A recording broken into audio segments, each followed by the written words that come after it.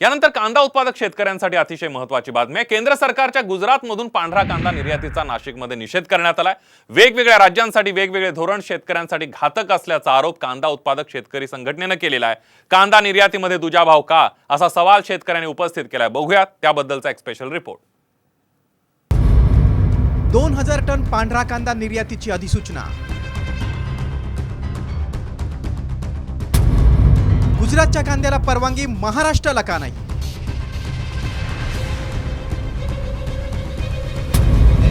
शेतकऱ्यांचा संतप्त सवाल।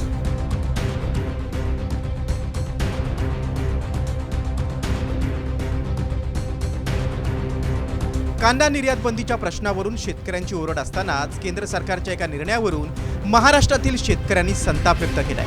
गुजरात राज्यातील पांढरा कांद्याला निर्यातीसाठी परवानगी देत वाणिज्य मंत्रालयाच्या विदेश व्यापार विभागानं अधिसूचना जारी केली आहे। त्यानुसार 2000 टन पांढऱ्या कांद्याची निर्यात होईल। त्यासाठी गुजरात राज्यातील मुंद्रा, पिपावाव आणि न्हावाशेवा म्हणजेच JNPT बंदरातून ही निर्यात करण्याबाबत स्पष्ट करण्यात आले।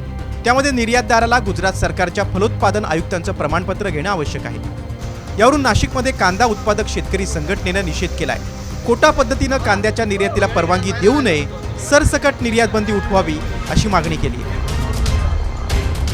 गुजरातमधून 2000 मेट्रिक टन कांदा, पांढरा कांदा हा परदेशात निर्यात करण्याची परवानगी दिली आहे।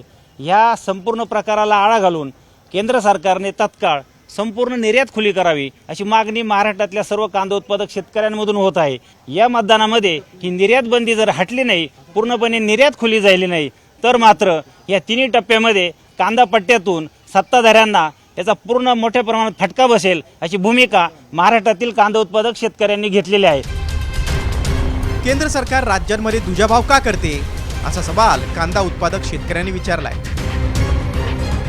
वाणिज्य उद्योग मंत्रालयाने जे नोटिफिकेशन काढलं गुजरातच्या व्हाईट ओनियन हा कांदा निर्यात करण्यासाठी, मुळामध्ये गुजरातचे शेतकरी आणि महाराष्ट्राचे शेतकरी हा दुजाभाव का करत आहे? जे काही केंद्र सरकारचं जे प्रशासन आहे, हे सगळं प्रशासन चुकीचे निर्णय घेऊन या गुजरातच्या शेतकऱ्यांसाठी जो निर्णय घेतला तसाच निर्णय महाराष्ट्रातल्या शेतकऱ्यांसाठी का घेत नाही, हा मोठा कळीचा विषय आहे। लेट खरीप कांद्याचा हंगाम वेगात असताना 8 डिसेंबर 2023 पासून केंद्र सरकारनं कांदा निर्यात बंदी केली। त्यामुळे महाराष्ट्रातील